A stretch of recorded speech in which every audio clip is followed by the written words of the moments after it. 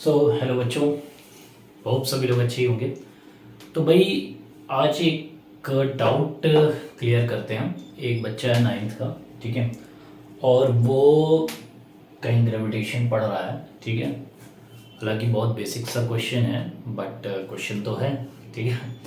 तो उस बच्चे का ये क्वेश्चन है कि सर जो ग्रेविटेशनल फोर्स है, ठीक है, बिटवीन टू बॉडीज, ओके, और वो फोर्स दो बॉडी हैं डिफरेंट मासेस के, ठीक है। मान लेते हैं एक M1 है, एक M2 है, ठीक है। तो उस बच्चे का क्वेश्चन ये है कि सर दो, ये तो भाई वही है जो लिखा हुआ है बुक में, कि सर दो बॉडी हैं डिफरेंट मासेस के, ठीक है, और दोनों बॉडी का मास, ठीक है, M1 और M2 है, और इन दोनों के बीच का डिस्टेंस, इन दोनों के बीच का डिस्टेंस d है।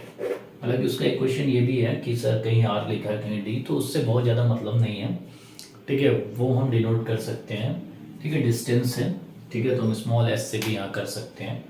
हालांकि जनरली हम लोग लेते हैं क्या, d या फिर स्मॉल r, ठीक है, स्मॉल d या स्मॉल r, ठीक है। तो क्वेश्चन ये है उस बच्चे का कि सर ये जो फोर्स है ये होता है capital G M1 M2 upon R square, ठीक है। तो ये फोर्स होता है, ठीक। और जो फोर्स है वो directly proportional to the masses है, ठीक है, और inversely proportional to the distance between them है। तो ये दिया है। अब उसका सवाल ये है कि सर जो फोर्स है, ठीक है, दो बॉडी के बीच में, और ये जो लॉ है, ठीक है, ये लॉ यूनिवर्सल, यूनिवर्सल का मतलब क्या हो गया बच्चों, कि ये दुनिया में, दुनिया नहीं ब्रह्मांड में, ब्रह्मांड में सभी वस्तुओं, सभी ऑब्जेक्ट के लिए ये वैलिड है, सभी ऑब्जेक्ट के लिए ये वैलिड है, ठीक है। तो उसका क्वेश्चन ये है कि सर ये है तो ठीक है, ठीक है। उसके बाद उसने लिखा है क्या, sir why we can't feel this force, okay, because when a person is sitting in front of me, why I am not feeling this force, but when it considered at moon and earth, the force feel by the earth or moon। मतलब कुल मिला जुला के यही है बच्चे का, कहानी यही है कि सर जब हम अपने कलीग्स के साथ बैठते हैं या फिर मेरे सामने कोई ऑब्जेक्ट रखा है, छोटा ऑब्जेक्ट या बड़ा ऑब्जेक्ट जो भी है, तो उस केस में मुझे ये फोर्स फील क्यों नहीं हो रहा है। और जब ये अर्थ और मून की बात आ रही है तो उन दोनों के बीच में ये फोर्स फील हो रहा है, ठीक है। क्योंकि उसमें लिखा हुआ है आगे कि भाई इसी वजह से टाइड्स आते हैं, ज्वार भाटाएं आती हैं, ठीक है। तो भाई मैं ये कहना चाहूँगा, ठीक है, सबसे पहले की बात, भाई ये मास पे डिपेंड कर रहा है, ठीक है, मास पे डिपेंड कर रहा है। तो अगर दो हैवियर बॉडी के मासेस अगर मैं लूँ, ठीक है, तो भाई फोर्स ज़्यादा हो जाएगा, फोर्स ज़्यादा हो जाएगा, ठीक है ना, फोर्स ज़्यादा हो जाएगा, ठीक है। और अगर मैं लाइटर ऑब्जेक्ट के मास लूँ, ठीक है, तो फोर्स कम हो जाएगा, ठीक है ना। अब देखो, अब पहले हम एक बेसिक कॉन्सेप्ट से स्टार्ट करते हैं, ठीक है। मैं मानता हूँ कि एक ऑब्जेक्ट है जिसका मास 1 kg है और दूसरा ऑब्जेक्ट भी है उसका मास भी 1 kg है, क्लियर है। तो भैया अगर दोनों, और ये दोनों एक दूसरे के बीच में 1 मीटर के डिस्टेंस पे रखे हैं, तो ये फोर्स क्या हो जाएगा बच्चों, कैपिटल G 1 × 1/1, ठीक है। तो ये 6.7 या 6.7 जो भी है इंटू 10⁻⁻11 न्यूटन। अब देखो ये फैक्टर ये है, फैक्टर ये है, क्लियर हो रहा है। यानी कि जो ऑब्जेक्ट है, ठीक है, वो 1 kg का है और जो फोर्स है वो 6.7 × 10⁻11, ठीक है ना। तो ये बहुत ही ज़्यादा वीक फोर्स है, बहुत ही ज़्यादा वीक फोर्स है ये, ठीक है ना। ठीक, पहला चीज़ ये हो गया। ठीक है। अब एक ऑब्जेक्ट है, यानी हम ही मान लेते हैं खुद ही है, ठीक है, और दूसरा ऑब्जेक्ट हमारा अर्थ है। तो मैं अपना मास मान लेता हूँ 10 मानता हूँ, और जो अर्थ का मास है वो 6 इंटू 10⁻24 मानता हूँ, ठीक है। ये फिगर आप अपने देख लीजिएगा, मैं जस्ट एक एक्सप्लेनेशन है। और जो डिस्टेंस है मेरे और ऑब्जेक्ट के बीच में और अर्थ के बीच में, वो उसका रेडियस है, यानी कि 6400 किलोमीटर, या 6.4 इंटू 10⁻6 का स्क्वायर, ठीक है ना। तो ये हो गया, ये मैं राउंड फिगर में मान रहा हूँ, इसको 6 मान रहा हूँ just for calculation. 6 into 10 into 6 into 10⁻24, इसको भी मैं 6 मान रहा हूँ, 6 इंटू 6 इंटू 10⁻12। ये कैंसिल आउट हो जा रहा है, ठीक है। ये रफली कैलकुलेशन है, क्लियर है, बस समझाने के लिए।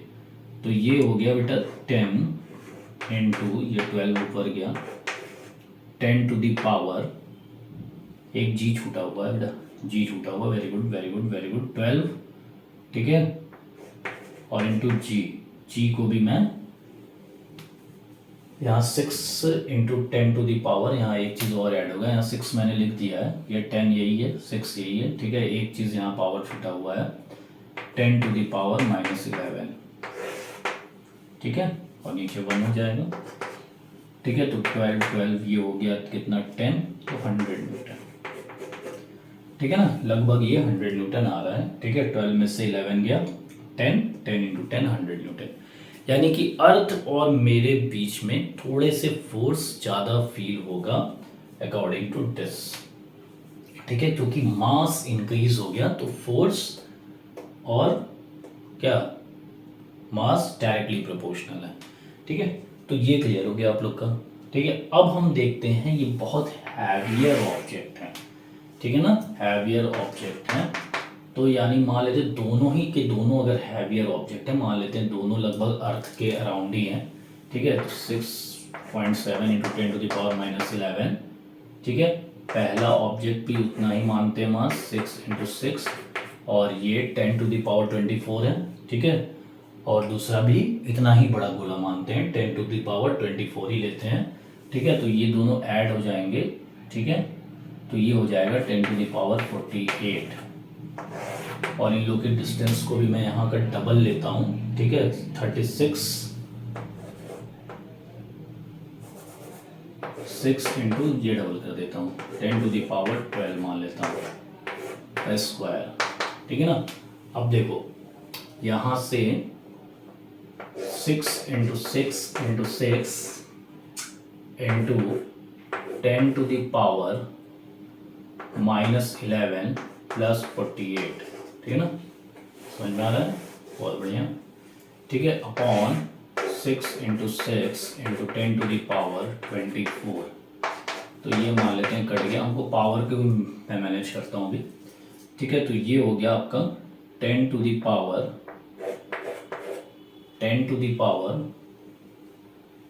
ठीक है, 10 टू दी पावर, यहाँ पे क्या हो जाएगा भाई, ये 24 भी ऊपर गया, 24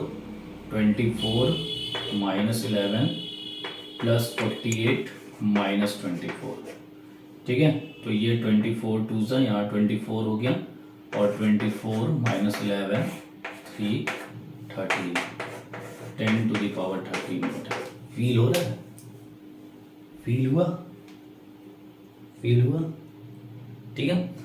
तो भैया जब अर्थ पे इसका सॉल्यूशन क्या है, इसका आंसर मैथमेटिकली मैंने देने की कोशिश की है कि अगर अर्थ पे कोई ऑब्जेक्ट है, यानी आसपास मेरे जितने भी ऑब्जेक्ट हैं, ठीक है, उनका बहुत ज़्यादा मास नहीं है, मान लो बहुत होगा तो 100 kg होगा, ठीक है, बहुत होगा तो 1 कुंटल होगा, ठीक है, 1 कुंटल 2 कुंटल 10 कुंटल 20 कुंटल, तब भी वो माइनस में ही आएगा, 10 टू द पावर में इसी के अराउंड घूमेगा। तो ये बहुत वीक फोर्स है ऑन अर्थ, लेकिन अर्थ और मेरे बीच में ये फोर्स है, और इसी फोर्स की वजह से हम अर्थ पे टिके हुए हैं, क्लियर हो गया। और जैसे ही हम प्लैनेट्स की बात करने लगे, ठीक है, तो ये बहुत स्ट्रॉन्ग फोर्स हो गया, ठीक है ना। इसीलिए जब मून जो है अर्थ के करीब आता है, ठीक है, तो वो अपनी ओर खींचता है, हालांकि अर्थ का मास बहुत ज़्यादा है, खींच नहीं पाता है, लेकिन वाटर को वो ऊपर की ओर कर लेता है, जिसकी वजह से टाइड्स आते हैं। ठीक है, तो भाई क्लियर हो गया? क्लियर हो गया? तो यही इसका एक्सप्लेनेशन था। बहुत बढ़िया क्वेश्चन था, और आई थिंक बहुत बढ़िया एक्सप्लेनेशन भी हो गया होगा, समझ में आ गया होगा। तो अगर समझ में आ गया होगा तो चैनल को लाइक और सब्सक्राइब कीजिए। ठीक है, okay class, thank you so much, thank you.